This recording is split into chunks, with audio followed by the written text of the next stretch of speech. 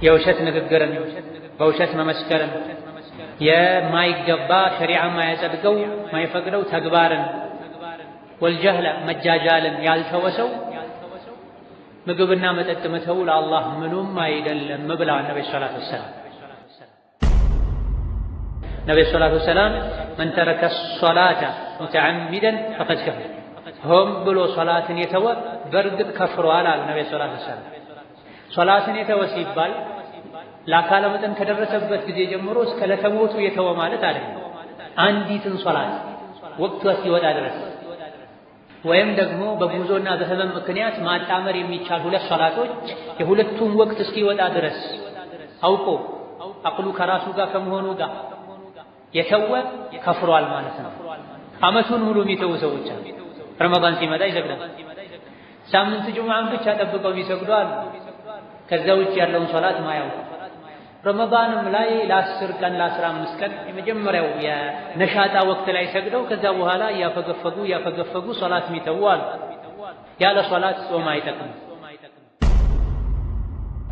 ረመዳን የተከበረው የቀኑ ክፍለ ጊዜ ብቻ ሳይሆን ምሽቱም ሌሊቱም የተከበረ ቀኑን በጾም እንዳከበር ነውና ለጾሙ ክብር ብለን አሁን ያነሳናቸው አይነት ነገሮችን ውሸቱን፣ ሐሜቱን፣ ጎጂ ነገሮችን እንደተውነው የሌሊቱም ክፍለ ጊዜ ላይ መጥፎ ነገር ልንተው፣ ቁርአን ልንቀራ፣ ሶላት ልንሰግድ፣ በሱናው መሰረት ዚክር ልንል፣ ራሳችንን ልንገመግም፣ በኸይር ልናሳልፈው ይገባል።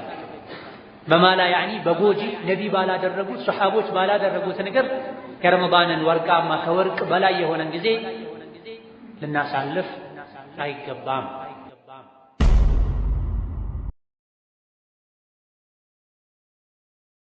السلام عليكم ورحمة الله وبركاته.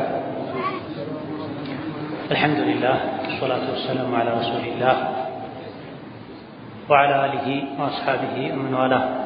أما بعد ትናንትና ወዲያ በነበረን መጅልስ ጾም አደብና ስነ ስርዓቶች እንዳሉት ገልጸን በጥቅሉ የጾም አደብና ስነ ስርዓት ሁለት አይነት እንደሆነና ይሄም ዋጅብና ተወዳጅ የሆኑ አደብ በመባል እንደሚታወቅ ገልጸን ተወዳጅ የሆኑ የጾም አደቦችን ስነ ስርዓቶችን አይተናል። ዛሬ በአላህ ፈቃድ ዋጅብና ግዴታ የሆኑ የጾም አዳቦችን ባጭሩ ለማየት የምንሞክር ይሆናል። በተደጋጋሚ እንደተገለጸው ጾም ምግብና መጠጥን ብቻ መተው አይደለም። ነቢያችን ሰለላሁ ዐለይሂ ወሰለም ውሸትን፣ በውሸት መመስከርን፣ ማታለልና ማጭበርበርን፣ ያላዋቂ የጅል ተግባር መፈጸምን ያልተወሰው ምግብና መጠጥ መተው ብቻ ለአላህ ምኑም አይደለም ብለዋል። ከዚህ ከነቢዩ ሰለላሁ ዐለይሂ ወሰለም ሐዲስ እንደምንረዳው ጾመኛ ምግብና መጠጥን እንደተወ ሁሉ የተለያዩ የጾምን ደረጃ ዝቅ የሚያደርጉ ጾምን ዋጋ ቢስ እንዲሆን የሚያደርጉ ነገሮችን መራቅና መጠንቀቅ እንዳለበት ከሐዲሱ በግልጽ እንረዳለን። ግዴታ ከሆኑ ከጾም አደቦች አንዱ ኢኽላስን መጠበቅ ነው።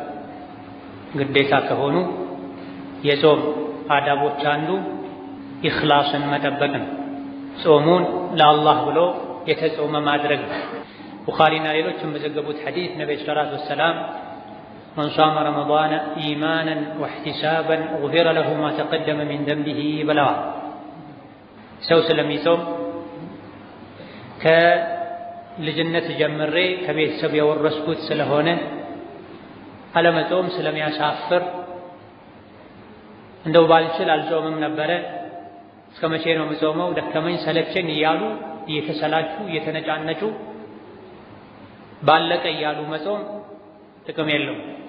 ኢማንን ግዴታነቱን አምኖ ወህቲሳበን በመጾም በመድከም በመራብ በመጠማት ከአላህ አጅርና ምንዳን ፈልጎ የጾመ ሰውን ጾሙ የተሟላ ይሆን።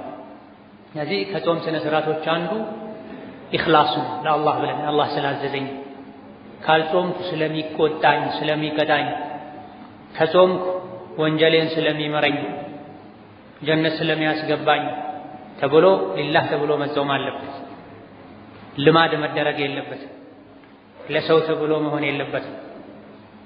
ጾም ላይ ብቻ አይደለም፣ ሶላትም ላይ ይሁን፣ ሐጅም ላይ ይሁን፣ ዘካም ላይ ይሁን፣ ማንኛውም ዒባዳ ላይ ኢኽላስ ከሌለ ከንቱ ልፋት ነው የሚሆን፣ ድካም ነው የሚሆን። ከረመዳን ጾም ጋር ተያይዞ የሚሰገደው የተራዊህ ሶላት ላይም ይሄን መስፈርት ነቢ አስቀምጠዋል። መን ቃመ ረመዳነ ኢማናን ወሕቲሳባ ብላ መስገድ ደስ ስለሚለን አብሮኝ ያሉ ቤተሰቦቼ የሰገዱ እኔ መቅረት ስለሌለብኝ ወዘተ መባል የለበትም። ዱንያ ላይ ቆሜ ለአላህ በሰገድኩ ቁጥር አኼራ ላይ የቅያም ቀን የፍርዱ ሜዳ ላይ የመቆሙ ስቃይ ይቀንስልኛል። ያን የአኼራ የፍርድ ቀን የቅያም ቀን የመቆሙን ስቃይ ለመቀነስ እዚህ የደከመኝ የተቸገርኩ መቆም አለብኝ። ጀነት ላይ የጀነት ፍራፍሬን እንድበላ እዚህ ዱንያ ላይ መጾም አለብኝ ብለን አምነን ፈልገን መሆን አለብን። ሁለተኛው ግዴታ የጾም አደብ ተቅዋ ነው። በጾም ውስጥ አላህን መፍራት ነው። ምን ጾመውም አላህን ፈርተን ነው። ምግብ መጠጥ ምንተው ጾሙ ውስጥ ደግሞ አላህን መፍራት ይጠበቅብናል። ብዙ ጾማቸው ላይ አላህን የማይፈሩ ሰዎች አሉ። ጾመው የሚዋሹ፣ ጾመው የሰው ስጋ የሚበሉ፣ ጾመው ንግድ ላይ የሚያጭበረብሩ፣ ጾመው በአይናቸው ሐራም የሚያዩ፣ ጾመውም በጆሮአቸው ሐራም የተከለከለን ነገር የሚሰሙ ብዙ ጾመኞች ይገጥሙናል። ስለዚህ ከጾም ግዴታ አደቦች አንዱ ተቅወላህ ፊ ኩል ሸይ፣ ተቅወላህ ፊ አስሰውም፣ ጾሙ ላይ ቀኑን ሙሉ የምናደርጋቸው ነገሮች ላይ አላህን መፍራት ግዴታ የጾም አደብ ነው። በጾሙ አላህን ያልፈራ ሰው ከጾሙ ምንም አያተርፍም፣ ረሃብና መጠማትን እንጂ መድከምን እንጂ። ቀደም ሲል በተጠቀሰው ሐዲስ ላይ ነብዩ ሰለላሁ ዐለይሂ ወሰለም መን ለም የደዕ ቀውለ ዙሪ ወልዐመለ ቢሂ ወልጀህለ ፈለይሰ ሊላሂ ሓጀቱን ፊ አን የደዐ ጠዓመሁ ወሸራበሁ ብለዋል። የውሸት ንግግርን በውሸት መመስከርን የማይገባ ሸሪዓ ማያጸድቀው ማይፈቅደው ተግባርን ወልጀህለ መጃጃልን ያልተወሰው ምግብና መጠጥ መተው ለአላህ ምኑም አይደለም ብለዋል ነብዩ ሰለላሁ ዐለይሂ ወሰለም። ጾመኛ የሆነ ሰው ሲሸጥ ሲገዛ መዋሸት ማጭበርበር የለበትም። ምንጊዜም የተከለከለ ነው። ጾም ላይ ይበልጥ ይከለከላል። ጾመኛ የሆነ ሰው በአይኑ ሐራም ቆሻሻ ማየት የለበትም። ይሄ የዛሬ ኹጥባ ላይ በስፋት ተብራርቶ ተነግሯል። ያልነበረ ሰው ሚዲያ ላይ ድምፁን አግኝቶ ማድመጥ ይገባዋል። ለረመዳኑ ብቻ ሳይሆን ሁሌም ምላሳችን፣ አይናችን፣ ጆሮአችንን ከሐራም ልንጠብቅ ይገባናል። ጾም ላይ ይበልጥ ልንጠብቅ ይገባናል። ምክንያቱም ጃህልን ያልተወ የጃሂል የአላህን ሕግ የማያውቅ የአላህን ሕግ የማያከብርን ሰው ተግባር ያልተወ ያራቀና ያልተጠነቀቀ ምግብና መጠጥን መተው ብቻ ለአላህ ምኑም አይደለም ብለዋል ነብዩ ሰለላሁ ዐለይሂ ወሰለም። ስለዚህ ጾም ላይ አላህን ልንፈራ ይገባናል። ስንጾም አይን፣ እጅ፣ እግር፣ ምላስ ሙሉ የሰውነት አካል ሊጾም ይገባዋል። የጾመ ሰው ከምግብ ታቅቦ ቆሻሻ ፊልም አያይም። የጾመች ሴት ተኳኩላ ሽቶ ተቀባብታ ጠባብ ልብስ ለብሳ አትወጣም መንገድ ላይ። ምንጊዜም የተከለከለ ነው። ጾም ሲሆን ይበልጥ ይከለከላል። ነቢያችን ሰለላሁ ዐለይሂ ወሰለም የተኛዋም ሴት ሽቶ ተቀብታ ተውባ ተኳኩላ የወጣችና በወንዶች አጠገብ አልፋም ሽታዋ ከወንዶች ዘንድ የደረሰ እንደሆነ ዝሙተኛ እንደሆነች ተናግረው። የተኛዋም ሴት ሽቶ ተቀብታ በወንዶች በኩል ያለፈች እንደሆነ ሽታዋም ወንዶች ላይ የደረሰ እንደሆነ ዝሙተኛ ናት፣ ዝሙተኛ ናት፣ ዝሙተኛ ናት ብሏል። ሶስት ደጋግመውታል። ይሄ ለሸር ተብሎ ሲቀቡ ብቻ አይደለም። ምንጊዜም ሴት ልጅ ከቤቷ ውጪ ሽቶ መጠቀም የለባት። ለተራዊህ ሲሄዱ፣ ለጁሙዓ ሲሄዱ፣ ለሰርግ ሲሄዱ ሴቶች ከቤት ውጪ ሽቶ መጠቀም የለባቸው፣ አይፈቀድ። ነቢ በግልጽ ከልክለዋል። ጭራሽ ደግሞ መቀንደብን፣ መኳኳልን፣ ጠበብ ያሉ የሰውነት ቅርጽ የሚያሳዩ ልብሶችን ከጨመሩበት ኪሳራቸው ተሟልተዋል፣ ተጠናቋል። በአላህና መጨረሻው ቀን የምታምን ሴት አለባበሷ ኢስላማዊ መሆን አለበት። ሽቶ መጠቀም ከፈለገች ቤት ውስጥ ብቻ መጠቀም አለባት። አቡ ሁረይራ ምሽት ላይ አንዲት ሴት ካጠገባቸው ስታልፍ ሽቶ ሸተታቸው። ኢላ አይነ ያ አመተል ጀባር አሏት። አንቺ የሀያሉ አላህ ባሪያ ወዴት እየሄድሽ ነው አሉ። ከአላህ ጀበሩት ጋር እያያዙት ተግባሯል። ጀባር ማለት አሸናፊ ሀያል ማለት። ወደ መስጂድ ነው መሄደው ስትላቸው በይ ወደ ቤት ተመለሽና ሽቶውን ታጠቢው፣ ጀባሩን ፍሪው። ምክንያቱም ነቢያችን ሰለላሁ ዐለይሂ ወሰለም የተኛዋም ሴት ልጅ ሽቶ የተቀባች እንደሆነ ኢሻ ሶላትን ከኛ ጋር እንዳሰግድ ሲሉ ነቢይን ሰምቻለሁ። በሌላኛው ሐዲስ ደግሞ የተኛዋም ሴት ሽቶ ተቀብታ ከቤት ወጣች እንደሆነ ዝሙተኛ ናት ተብሏል።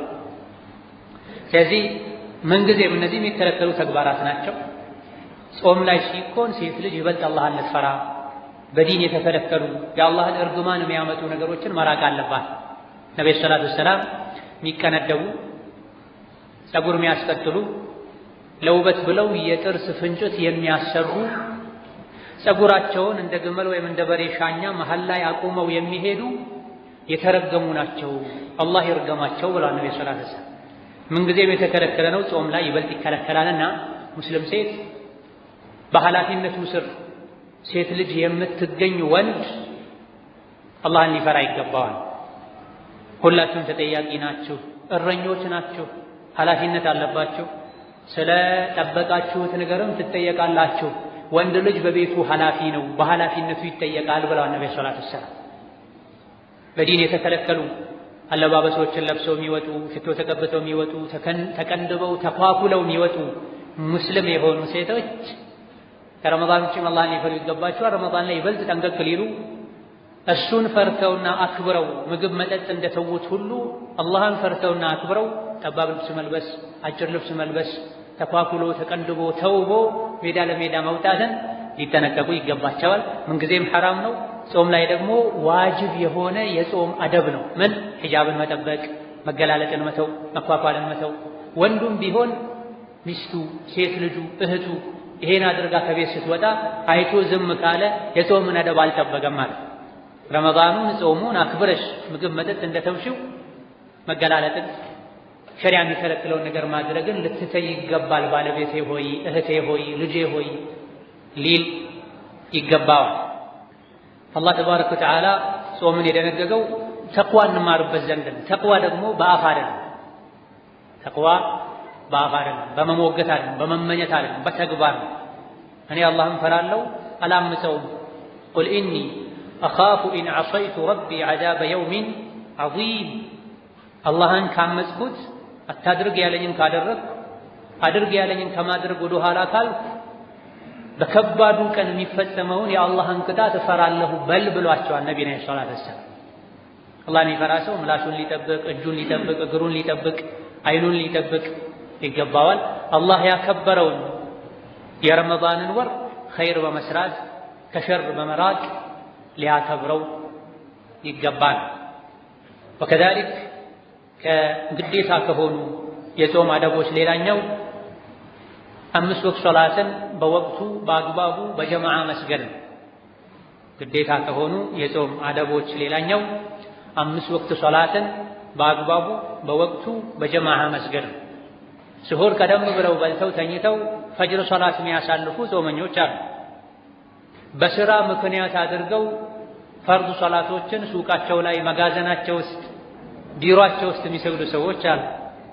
ደክሞኛል፣ ርቦኛል፣ አልቻልኩም ብለው ዙህር ላይ ተኝተው ዙህርንም ዐስርንም አሳልፈው ለፍጡር ሲነሱ የሚሰግዱ ሰዎች አሉ። ይሄ ግዴታ የሆነውን የጾም አደብ መጻረር ነው፣ ማፍረስ ነው የሚሆነው። ጾመኛ ከሐላሉ ምግብ እንደታቀበው ሁሉ አላህን ከማመፅ መታቀብ አለበት። አላህን ከሚያስቆጡ ነገሮች አንዱ የሶላት ወቅት ያለፈ መተኛት። የሶላትን ወቅት ሆን ብሎ አሳልፎ አላርም ሞልቶ የተኛ ሰው ኩፍር ሁሉ ይሰጋለታል፣ ሊከፍር ይችላል በዚህ ተግባር። ምክንያቱም ነብዩ ሰለላሁ ዐለይሂ ወሰለም መን ተረከ ሶላተ ሙተዓሚደን ፈቀድ ከፈር ብላ ሶላትን አውቆ ሆን ብሎ የተወሰው ከፍሯል ብለዋል ነብዩ ሰለላሁ ዐለይሂ ወሰለም።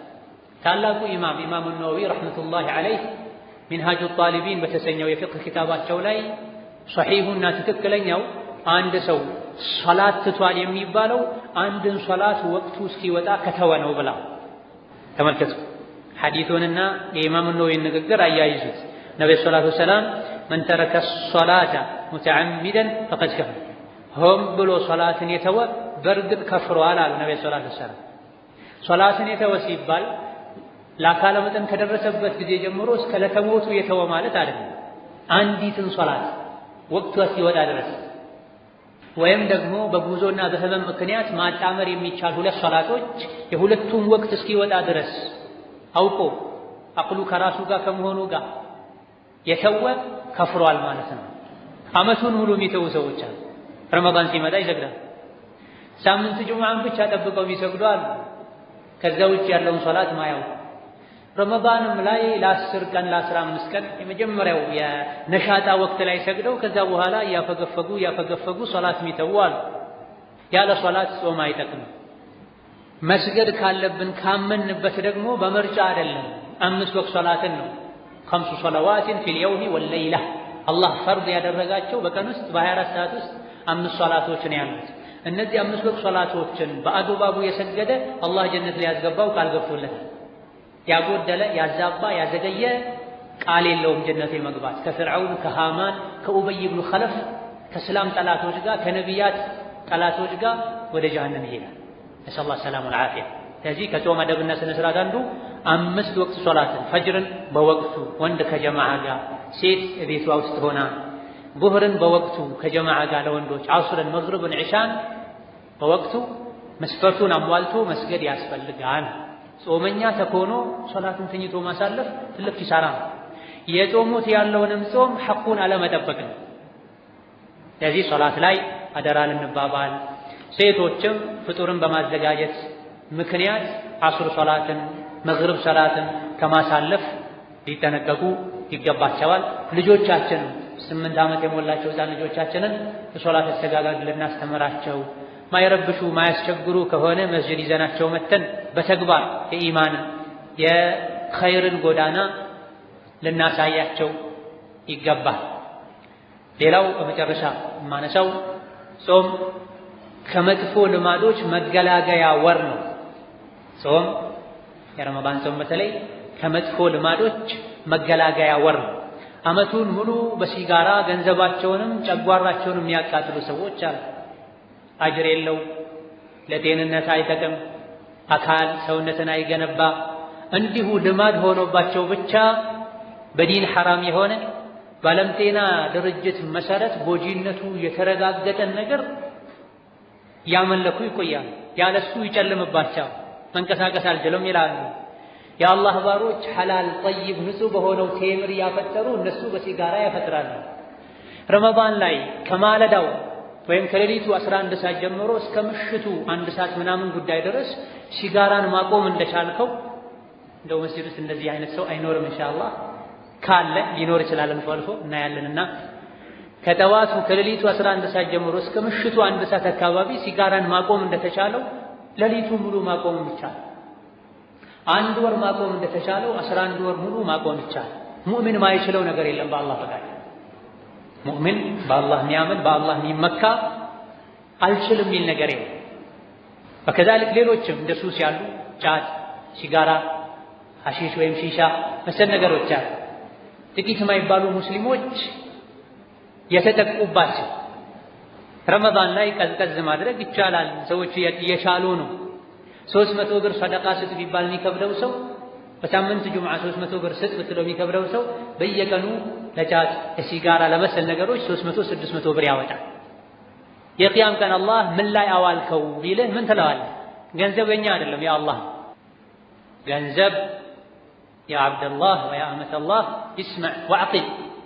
ኪስህ ላይ ባንክ ቤት አካውንትህ ላይ የተቀመጠ ገንዘብ ወላሂ ያንተ አይደለም የአላህ በውክልና ነው እጅህ ላይ ያስቀመጠው። ሰዎች ገንዘብ የራሳቸው ቢሆን ሁሉም እንደምኞታቸው ባገኙ ነበር። አይደለም። አላህ ለፈለገው ሰፋ አድርጎ ለፈለገው ጠበብ አድርጎ ይሰጣል። ነገ ደግሞ ይጠይቃል። ገንዘብ ሰጥቼህ ነበረ 5 ሳንቲም 1 ብር ሳትቀር ምን ላይ አዋልከው ይልሃል። ሲጋራ አጨስኩበት፣ ሺሻ አጨስኩበት፣ ጫት ቃምኩበት ትለዋለህ ለአላህ? ትደፍራለህ? ፈቅጄ ነበር ወይ ቢልህ አዎ ማለት እንችላለን? ሙስሊም ወደ ሆዱ የሚገባውን የሚያውቅ ሰው ነው ተብሏል። ኩሉ ሚነ ጠይባት ወዕመሉ ሷሊሓ ተብለናል። ንጹህ ሐላል ገንቢ የሆኑ ነገሮችን ብሉ፣ መልካም መልካም ስራን ስሩ ብለዋል። ይሄ ነቢያትን እኛን አማኞችን አላህ ያዘበት ትእዛዝ ነው። ጠይብን እንጂ አትብሉ ማለት ነው። መፍሁም የሚገነባን ነገር እንጂ አትብሉ ማለት ነው።